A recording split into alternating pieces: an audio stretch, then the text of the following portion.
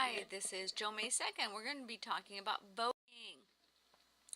One of the questions that sometimes people ask is, are all votes equal? Well, here's a compare-contrast between Michigan and Wyoming. In Michigan, look at the voting age, the number registered, the number voted, and the electors. And this is from the 2006 election. About 7 million registered, 3 million voted.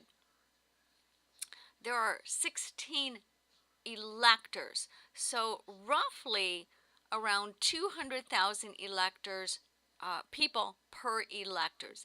It's not that the electors represent these people, but that's just kind of a rough estimate. Look at Wyoming. Wyoming has, wow, less than 500,000 people.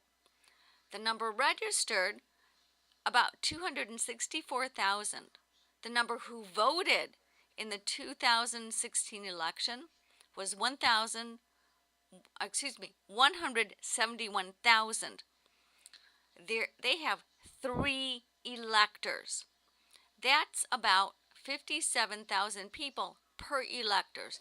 Okay, look at that. One elector for 57,000 people, one elector for 200,000 people.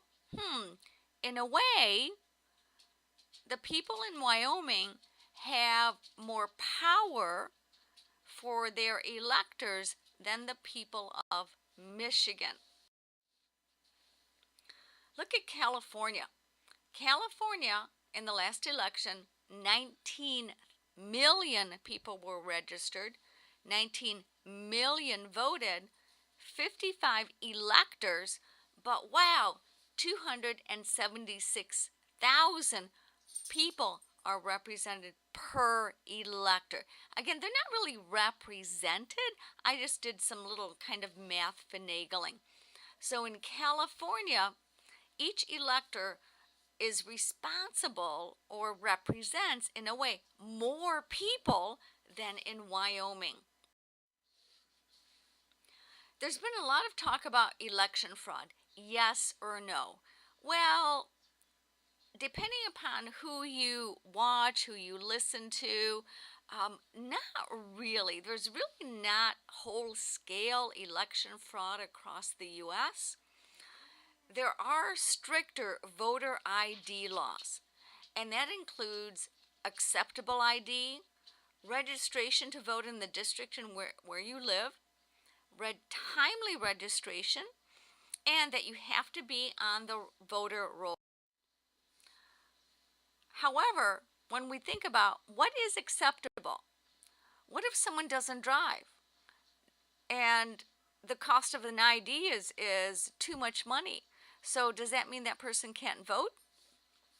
There's a case in Georgia that Georgia has something called exact match protocol. Well, this resulted in 53,000 voters who were removed, 70% of which were African Americans. This basically meant that I live on Lake Road, so if I didn't put ROAD on my driver's license and I put RD on my voter registration, that's not an exact match. I would be thrown out. In North Dakota, they require an address, not a P.O. box. Well, this eliminates many Native Americans who live on reservations and do not have a street address.